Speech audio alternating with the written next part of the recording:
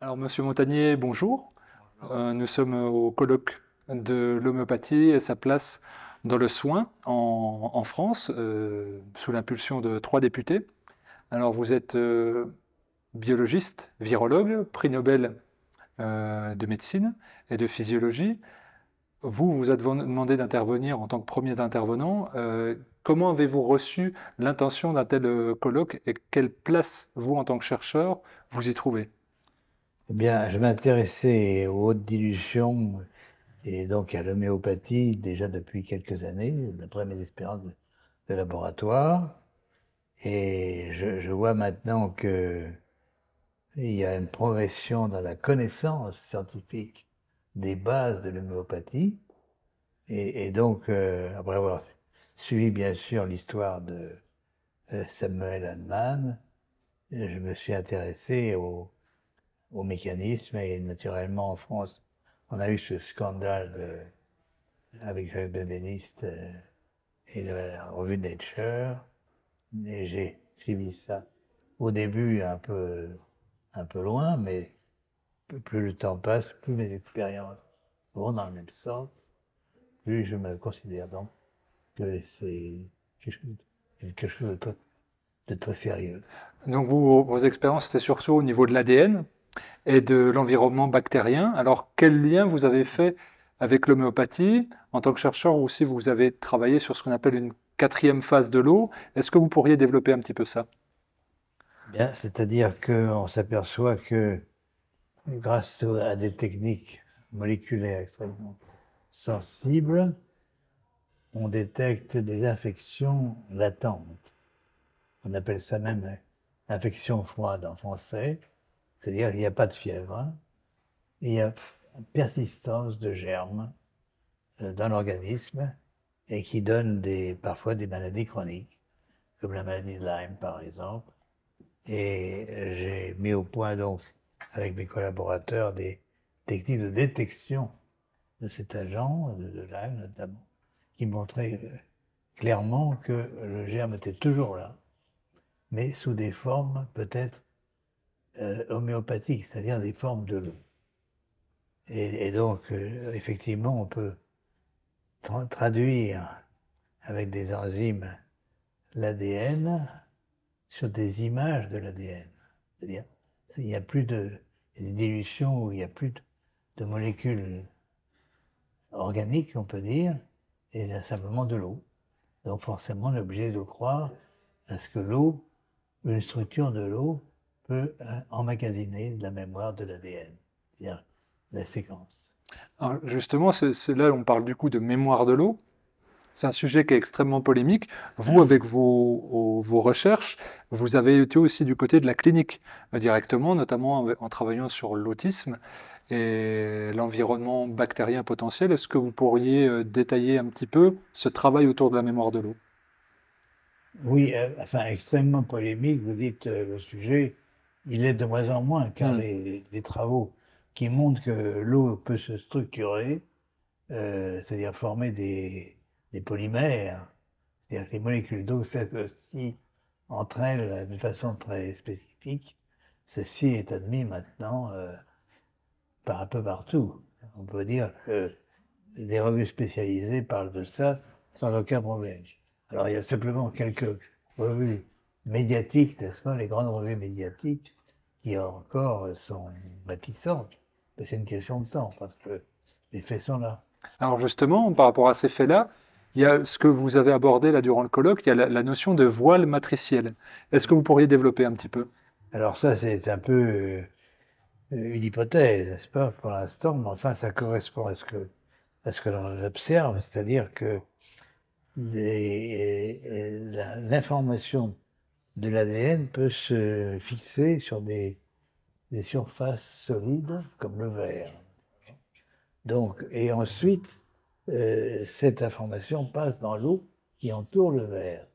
Donc, il y a probablement donc quelque chose de solide fixé sur le verre, mais une couche qui peut être très mince. C'est pour ça que je parle d'un voile. Hein, et matricielle, parce qu'on peut imaginer tout simplement que c'est un système binaire de conservation de l'information. Mais je n'ai ceci, je n'ai pas de problème de preuve. C'est Ouais, une ouais. hypothèse.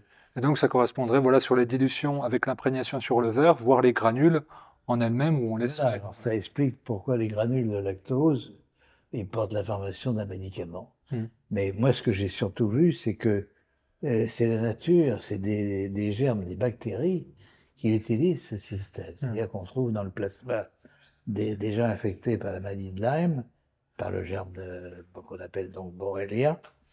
On trouve des structures qu'on détaille par dilution, Hmm. mais par lecture directe avec le polymère, la polymérase de la PCR, c'est-à-dire qu'il n'y a pas d'extraction. On détecte par la PCR la lecture d'une image de la séquence d'ADN sans extraire l'ADN. C'est-à-dire qu'on directement on prend le sang du patient, on extrait le centrifuge les globules rouges, on a ce qu'on appelle le plasma, et ce plasma, on peut directement l'utiliser pour lire par l'enzyme de la polymérase les structures d'ADN de bactéries. Et c'est comme ça qu'on peut détecter donc des infections extrêmement faibles, chroniques, mais qui sont peut-être très, très mauvaises quand même. Ça, c'est ce que vous détaillez aussi dans le documentaire On a retrouvé la mémoire de l'eau, où on voit plus en détail vos travaux et vous parlez de Jacques Benveniste. On va dire Jacques Benveniste, c'était il y a plus de 30 ans, 35 ans, et Ouais. vous avez dans votre allocution ce matin parlé que nous vivions dans un monde dangereux. Et je vous dirais, vous, quand vous amenez cette affirmation-là qui est forte, avec ces 35 ans de recul, comment vous avez vu l'évolution de ce monde-là, le constat que vous faites et de quelle manière l'homéopathie est une proposition satisfaisante pour Alors, il y l'humanité? a effectivement une vision pessimiste et une vision plus optimiste. Et la vision pessimiste, c'est-à-dire qu'il y a une sorte de distorsion, on peut dire perversion de la science, c'est-à-dire que la science n'est plus un phénomène qui raconte les faits objectifs, mais c'est une idéologie, c'est-à-dire ça sert des intérêts économiques, etc. Donc on cache un certain nombre de faits qui sont vraiment publiés, n'est-ce pas? Et donc ça me met hors de moi et j'espère que cette distorsion ne va pas durer, si vous voulez, que les scientifiques, mais il faut voir que nous sommes pour l'instant une minorité là-dedans. La majorité des scientifiques croient tout ce qu'on leur décrit ou ce qu'on leur écrit, ce qu'on leur dit. Et ce sont des mensonges. Souvent des mensonges. J'ai cité l'exemple d'un collègue espagnol qui travaille sur des moutons, et ces moutons euh, ont des troubles de comportement très importants après une vaccination. Et le chercheur a bien montré que dans le vaccin, ce n'était pas le vaccin lui-même, mais ce qu'on appelle un adjuvant, Mhm. qui était de l'aluminium, composé d'aluminium, qui était la cause de ces troubles.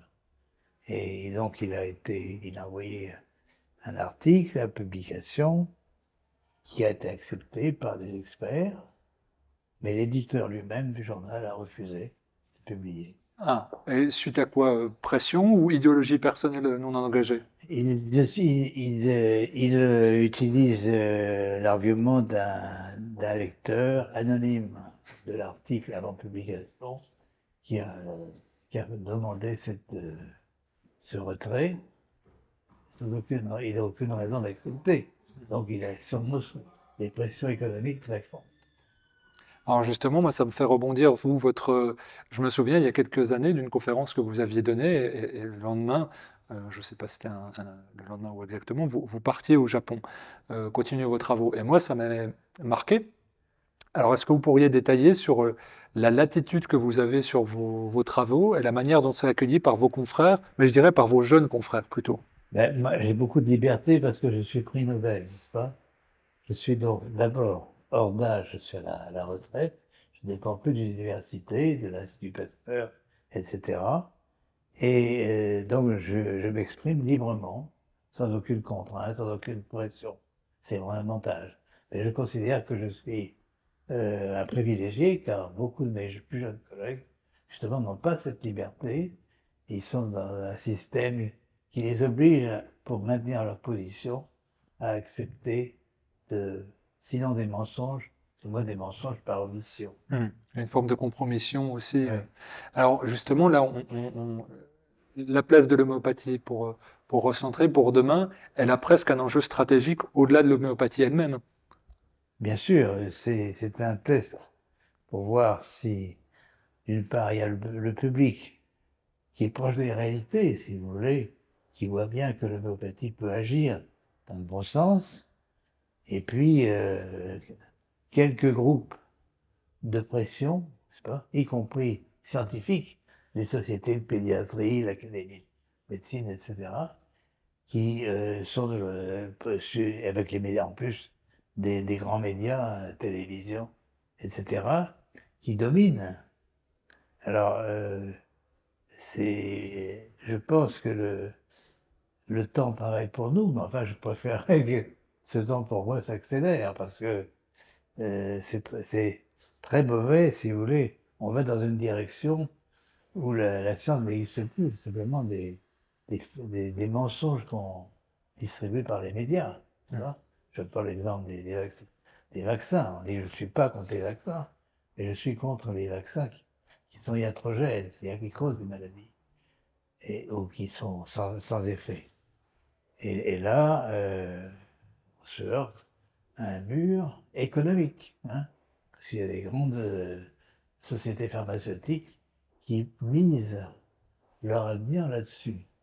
Alors j'essaie de leur dire, de leur écrire, attention, c'est la très mauvaise direction. C'est une très mauvaise direction. Mais est-ce que je réussirai? Je ne suis pas sûr. Alors, je rebondis sur ce que vous dites, c'est vrai que là, votre discours, de la bouche de n'importe qui, on dirait c'est du complotisme de bas étage, et Oui. c'est de l'ignorance. Mais c'est vrai que votre statut de prix Nobel, et votre travail de chercheur. Il a dit, les complotistes sont plutôt de l'autre côté. Hein. Alors, vous portez vos espoirs, de ce que j'ai compris, sur la physique quantique et les mathématiques, comme possibilité justement de porte ouverte pour quelque part légitimer tout ce travail un peu Oui, disons, les mathématiciens ont l'avantage justement de pouvoir faire leurs travaux sans être trop dérangés par l'économie. Mais la biologie, c'est très différent, vous voyez. Alors, je pense effectivement qu'on peut expliquer beaucoup de choses par les mathématiques, mais les mathématiques aussi un peu particulières, comme ce qu'on appelle le nombre d'or, vous voyez. Il y a des coïncidences troublantes, la spirale de Fibonacci. et les séries Fibonacci, etc., qu'on trouve dans l'ADN. Alors, pourquoi? Comment sont-elles venues? Le fait de penser qu'il y a des ondes qui sont un peu partout, enfin, pas les ondes créées par l'homme, mais qu'il y a des ondes naturelles, si vous voulez, il y a ce qu'on appelle les fréquences de Schumann, et l'organisme lui-même, le cerveau, le cœur, produisent des ondes, n'est-ce pas? Alors, quel est le rôle de ces ondes, disons, dans la coordination générale d'un organisme? Et nous sommes quand même des êtres presque parfaits, comme je le disais, parce que tout est bien agencé, normalement. Pas chez le malade, bien sûr, mais chez un homme bien portant, tout est bien, tout fonctionne très bien. Sauf, bien sûr, l'évolution, le vieillissement, que là, on ne contrôle pas, n'est-ce pas? Et donc, c'est la question qu'on se pose, c'est comment tout ceci s'est organisé petit à petit, n'est-ce pas? Ça a pris du temps, mais on en est arrivé là. Mais je pense que c'est un temps très fragile, puisque c'est quelques 10 000 ans par rapport à une Une évolution évolution gigantesque. qui peut durer des milliards d'années. Donc, on est tout à fait en haut, mais c'est très fragile, vous voyez. Et donc, je suis préoccupé par le fait qu'on crée nos propres problèmes. Les activités humaines créent leurs propres problèmes. Alors, c'est pas seulement le climat, le réchauffement du climat, ce sont les ondes.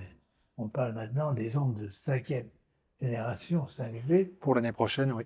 avec émission par des satellites, etc. On est donc entouré d'un brouillard très, très épais d'ondes électromagnétiques.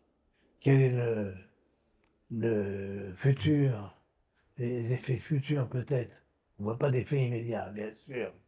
Mais sur les futures générations, qu'est-ce qui va se passer? On ne sait pas. Oui, puis c'est un cumul, ce qu'on appelle l'électrosmog, d'avoir la 5G, le Bluetooth, le Wi-Fi. Oui, oui, tout s'accumule et c'est la conjonction l'accumulation des facteurs qui, à un moment donné, fait un seuil où ce n'est plus supportable. Alors on voit des animaux mourir déjà dans les fermes à Mhm. cause de ces Les ondes, problèmes de gestation aussi. Oui. de gestation également. Enfin, c'est donc assez inquiétant. Et personne, la poussée économique est telle, si vous voulez, que personne ne pense à retenir ça. Oui, puis il y a des enjeux clairement géostratégiques autour des réseaux de communication parce que ben, En c'est plus, il y a des enjeux militaires, bien Mm. sûr, etc. Donc, on se crée on appelle le meilleur des mondes. Ouais. Alors, moi, je rebondis quand même sur ce que vous parlez des spirales de Fibonacci. Là, vous avez un peu un discours en fractal, si je peux dire. C'est que là, derrière, il y a quand même quelque chose de très philosophico-spirituel. Alors, moi, c'est une question qui est vraiment personnelle. Euh, Vous avez été derrière des microscopes toute votre vie, mais on va dire l'humain derrière, qu'est-ce qu'il a retiré de tout ça d'un point de vue, je dirais, bah, de votre évolution à travers ce que vous avez observé du vivant? Alors, j'ai beaucoup d'admiration parce que j'ai vu au microscope. Vous voyez, il y a des petits animaux, on appelle les protistes, qui sont merveilleux. Et j'ai fait des films, même en couleur là-dessus, quand j'étais plus jeune, bien sûr. Donc, j'ai un très bon souvenir de ce monde microscopique, mais j'ai aussi, je constate que nous sommes tout à fait en haut d'une évolution des vertébrés, etc. Nous avons des capacités formidables, et je serais très marri que ça s'écroule un jour. Hmm. Alors, est-ce qu'on est décidé à s'écrouler? Il y a probablement il y a probablement un choix. C'est pas à un moment donné. Et il peut y avoir une bascule vers le mauvais ou une bascule vers le bien. J'espère. On sera vers le bien. D'accord. Juste un mot de la fin. Vous, votre sentiment profond pour demain, parce que vous avez observé beaucoup de situations en tant qu'homme, beaucoup d'éléments vivants sous toute forme, et puis que la vie perdure à tout. Et là, vous, pour demain, clairement, vos positionnements, vous, intimes, c'est quoi? Vivre le plus longtemps possible. Hmm. Parce que j'ai encore beaucoup de choses à voir, à apprendre. Et je répète, j'ai conscience que je suis un organisme très, très perfectionné et coordonné. Hein. Je ne suis pas tout seul, heureusement, il y a des dames autour de moi. Mais c'est quand même quelque chose de fragile. C'est quelque chose. Le vieillissement n'est pas une chose agréable, ça c'est clair. D'accord. Ok. Merci beaucoup. Merci à vous. C'est vraiment Et bon courage. pour l'échange. Ben, vous aussi, continuez bien.